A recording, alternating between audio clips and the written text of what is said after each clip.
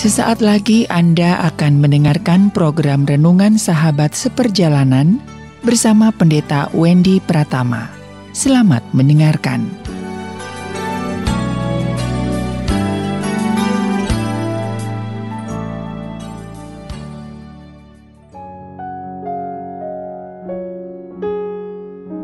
Selamat berjumpa kembali di dalam layanan audio Sahabat Seperjalanan.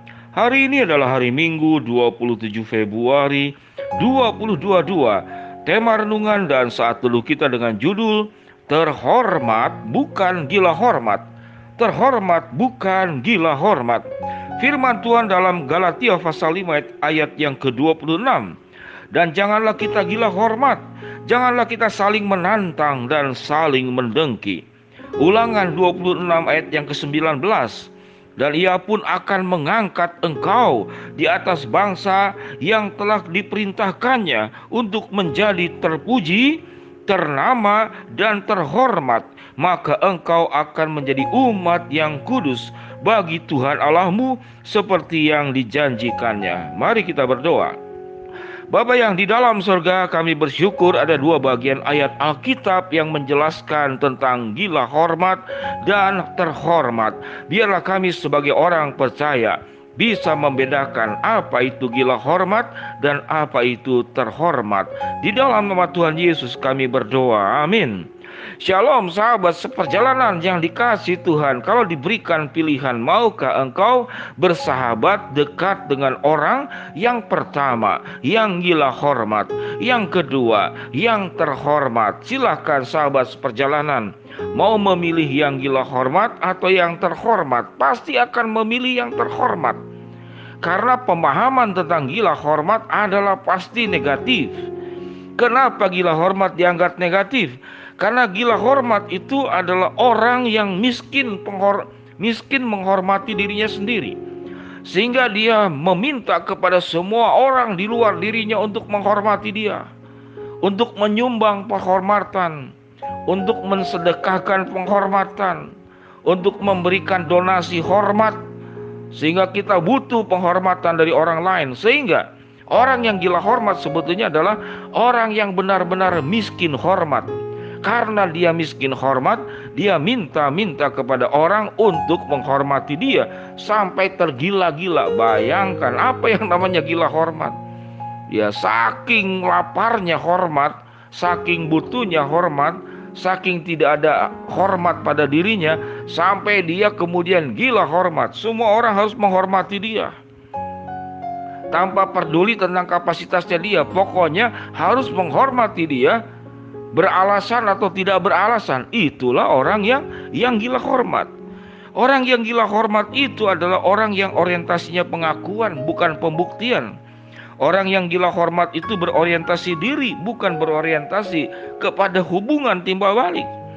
Orang yang berorientasi hormat memposisikan dirinya sebagai Tuhan, dan Tuhan pun digeser oleh dirinya.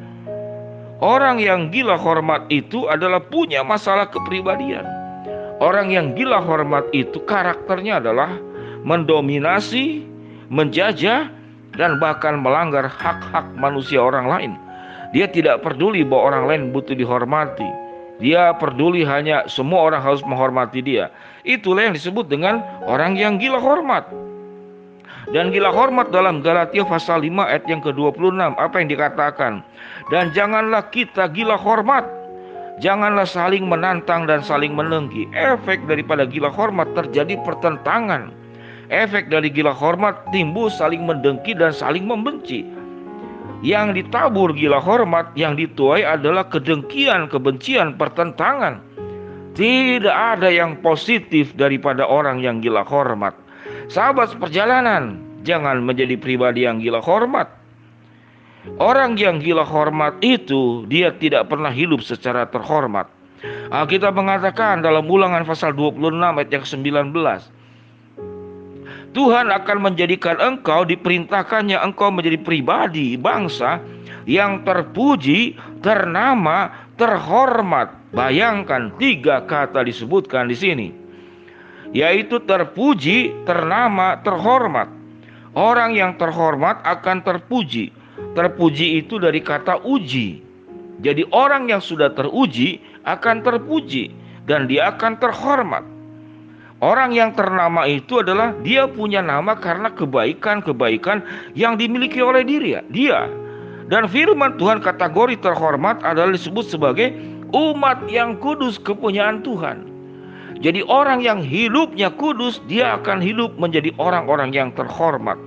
Apa itu jabaran kudus? Orang yang jabaran kudus itu hidupnya akan bertanggung jawab. Orang yang jabarannya kudus itu hidupnya akan jujur. Orang yang hidupnya kudus, dia akan punya integritas. Orang yang hidupnya kudus, dia akan hidupnya rendah hati. Orang yang hidupnya kudus, dia akan bijaksana dalam menyikapi banyak hal. Orang yang hidupnya kudus, dia berorientasi berpusat Tuhan, bukan berpusat pada dirinya. Orang yang berorientasi kudus, dia akan memiliki karakter-karakter Kristus dan bukan menonjolkan karakter dirinya dalam segala keberdosaannya. Orang yang hidupnya kudus, dia tidak akan sok kudus dan tidak akan sok suci. Ini catatan penting. Jadi orang yang hidupnya kudus, dia tidak akan sok kudus dan sok suci. Dia selalu menyadari sebaik-baiknya dia tetap orang berdosa. Sebaik-baiknya dia tanpa kebaikan, pertolongan, kemurahan Tuhan, dia tidak akan bisa bertumbuh menjadi semakin baik. Jadi orang yang hidupnya kudus selalu merasa dirinya adalah orang berdosa. Seperti Paulus, di antara sekian banyak orang berdosa, akulah yang paling berdosa. Padahal kehidupan Paulus setelah ditobatkan oleh Tuhan, setelah dia mengalami urapan dan pertobatan, mengalami sebuah perubahan yang luar biasa, dia merasa orang berdosa. Sebelum Paulus bertobat, dia merasa dirinya orang benar. Dia gila hormat. Dia bisa menekan siapapun, menjajah sewenang-wenang, menekan siapapun juga. Termasuk sebagai saksi hidup yang menyetujui Stefanus terbunuh di depan mata Saulus pada waktu itu. Sahabat seperjalanan, orang yang hidupnya kudus, dia akan belajar menghargai dan mengerti orang lain. Orang yang hidupnya kudus, dia tidak akan memaksakan kehendak. Hidupnya akan win-win solution, mencari kebaikan bersama, mencari manfaat dan faedah bersama, mencari sebuah keuntungan yang positif secara bersama. Hidupnya berjalan bersama bukan atas bawah, namun hidup berdampingan secara setara, secara sederajat. Karena di hadapan Tuhan kita tidak ada yang lebih tinggi dan lebih rendah. Semuanya kita di hadapan Tuhan semuanya rendah, tidak ada yang lebih tinggi. Sahabat seperjalanan, dari kebenaran firman Allah ini, sahabat seperjalanan mungkin merasa kesal, merasa dongkol, merasa sakit hati kepada orang yang gila hormat, benar-benar gila hormat. Kalau tidak dihormati, dia menekan kita karena dia kaya, karena dia berkedudukan, karena dia populer, karena dia juara, atau dia memiliki kemampuan-kemampuan tertentu, dan dia gila hormat. Seorang raja gila hormat bukan orang terhormat. Seorang pejabat yang gila hormat bukanlah orang terhormat. Bahkan seorang hamba Tuhan pendeta besar yang gila hormat, dia bukan hamba Tuhan terhormat. Seorang yang berkedudukan, yang cerdas cendekiawan, yang gila hormat, dia bukan orang terhormat. Sekalipun dia pandai, sekalipun dia kaya, sekalipun dia berkedudukan, tidak otomatis dia menjadi pribadi yang terhormat.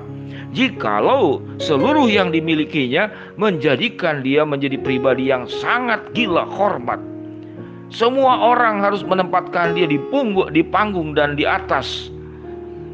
Dan semua orang harus memuji. Semua orang harus menyatakan dia sebagai orang hebat. Sahabat seperjalanan, mari kita belajar berhenti menjadi orang yang gila hormat, tapi jadilah orang yang hidup terhormat karena kita hidup dalam kekudusan. Mari kita berdoa. Bapa yang di dalam sorga, jadikan kami menjadi pribadi yang terhormat karena hidup kami kudus dan fokus memuliakan Allah. Dan biarlah kami jangan jatuh ke dalam dosa gila hormat. Hamba-Mu berdoa yang sakit Tuhan jamah sembuhkan, yang sedang menghadapi masalah Tuhan bukakan jalan, yang sedang memohon berharap sesuatu Tuhan akan kabulkan sesuai waktu dan rencana Tuhan. Dalam nama Tuhan Yesus kami berdoa, amin. Shalom sahabat seperjalanan, jadilah pribadi yang terhormat, jangan gila hormat. Shalom.